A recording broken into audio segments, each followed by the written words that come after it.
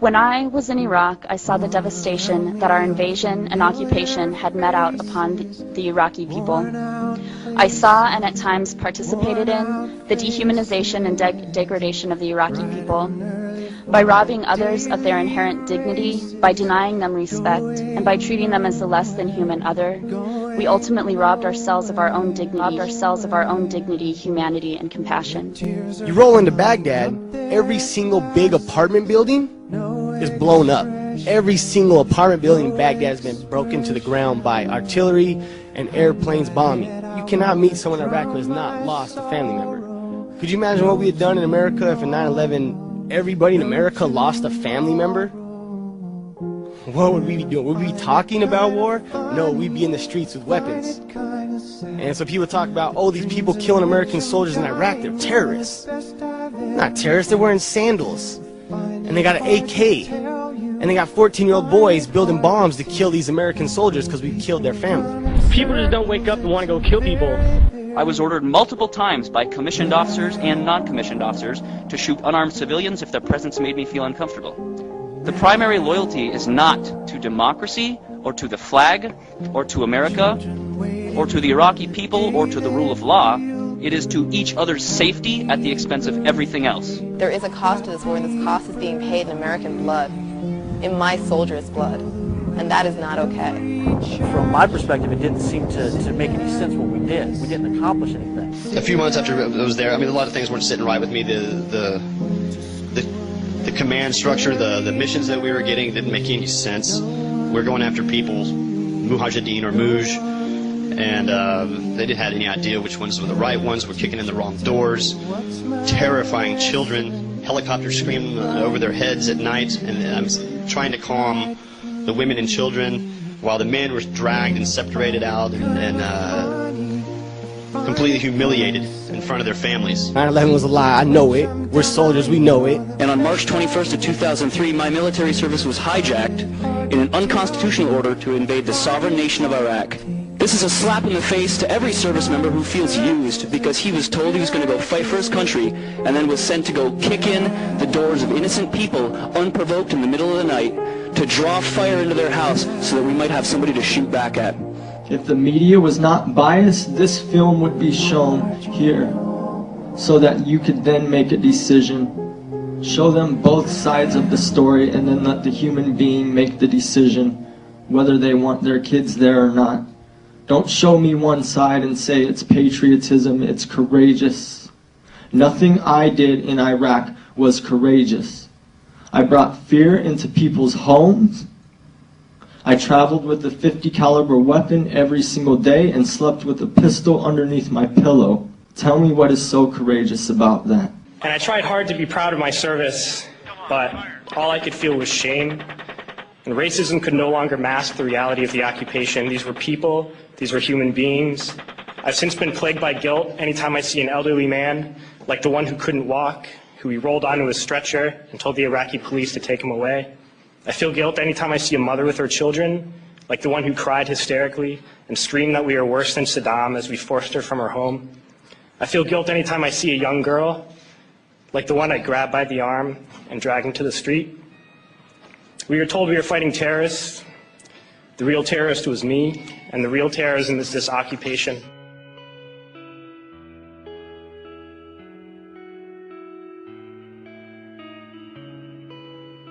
Funding the war is killing the troops.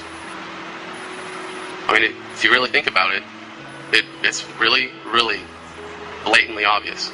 And it's really stupid that we have to say this. But we do. We have to get down to basics. We have to break it down Barney style, as we say. When I joined the military, I raised my hand and said that I would protect the Constitution of the United States and its people, and against foreign and domestic enemies.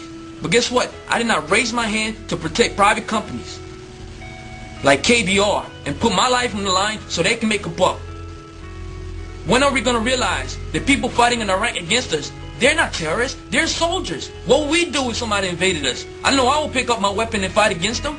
What the hell we call them? Terrorists? These people want their country back.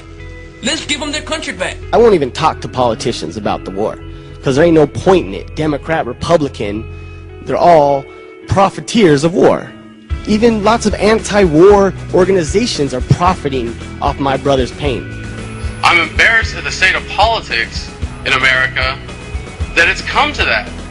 We have to talk to Congress like they're fucking children. We've got a responsibility to the honor of this country and to the honor of every man and woman who has served in Iraq and ever served in our military to not leave them with anything less than the honor that they deserve. Honor? Are you kidding me?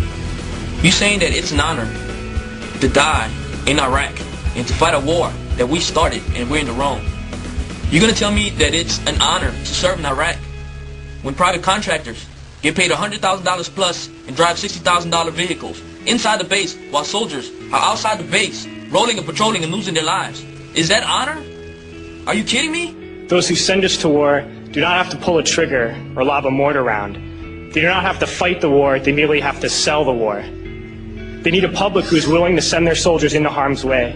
They need soldiers who are willing to kill and be killed without question. They can spend millions on a single bomb, but that bomb only becomes a weapon when the ranks in the military are willing to follow orders to use it. They can send every last soldier anywhere on earth, but there will only be a war if soldiers are willing to fight. And the ruling class, the billionaires who profit from human suffering, who care only about expanding their wealth, controlling the world economy, understand that their power lies only in their ability to convince us that war, oppression, and exploitation is in our interest. Our freedom comes from ourselves when we make the decision to speak our mind. This is well within the rights that service members have, but not very many service members know that they have. As soon as I got out of the military, I joined an organization called Iraq Veterans Against the War, which aside from calling for full immediate withdrawal of all U.S. forces from Iraq, also calls for full support and benefits for returning veterans. We have members across the country and overseas, in Germany and Iraq. Less than 4 years ago, there were 7 of us, and today there are over 1,200. Our membership has more than doubled in the past year and is continuing to grow. So we do have a resistance movement. We do have dissent within the ranks. It's happening for each one of us who goes public. There's probably 100, who are resisting quietly. Let's be brutally honest. Our leaders aren't going to end the occupation. It's going to be us that ends the occupation. Thank you. Thank you. I don't think as a 24-year-old kid I should go to jail for not wanting to kill people. I had a personal experience after one of the talks that I did with a man. He came up to me after that and he told me he was an Iraqi man. And he said that he was from the area around Balad, and I was stationed in Balad. And I just couldn't help it. Just all of a sudden I hugged the guy. And I said that I was sorry.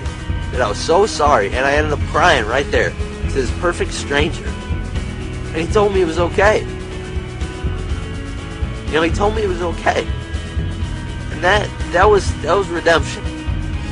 To me, it's this phenomenon that we're witnessing is actually a natural evolution. And any time you organize human beings to come together to use violence as a way of conflict resolution, you will have a breakdown of that organization. Peace is not a political process, and it's certainly not a militaristic process. I refuse to participate in the Iraq occupation. The real enemies are not in some distant land. They're not people whose names we don't know and cultures we don't understand. The enemy is people we know very well and people we can identify. The enemy is a system that wages war when it's profitable. The enemy is the CEOs who lay us off from our jobs when it's profitable. It's the insurance companies who deny us health care when it's profitable. It's the banks who take away our homes when it's profitable. Our enemy is not 5,000 miles away. They are right here at home. And if we organize and fight with our sisters and brothers, we can stop this war, we can stop this government, and we can create a better world.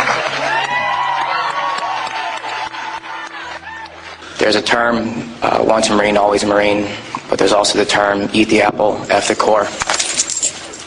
I don't work for you no more.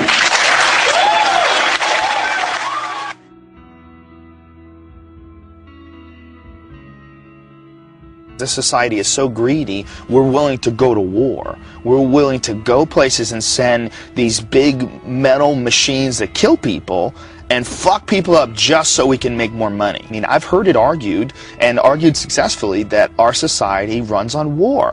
It runs on the domination of the other parts of the world. And literally, that's the only way you can control a gigantic chunk of the globe. You have to keep everybody down. you know, and that's what our society is based on as far as our globalization, you know, schematic that's been laid out by all these Republicans and all these Democrats and all these people that, you know, are pretending to be our leaders and pretending to look for. None of these people have had these experiences. None of these people feel connected to everybody. They're still, even the best ones are still operating within a very old framework. And a framework that's set up by ignorance. It's a foolish framework. The idea that it should be okay to go somewhere and engage in war to protect a society that wants to go places and engage in war. That's insane. That's insane. Because you're saying, I mean, that's automatically saying that the lives of the people here are worth more than the lives of the people everywhere else. And they're all one thing. They're all exactly the same.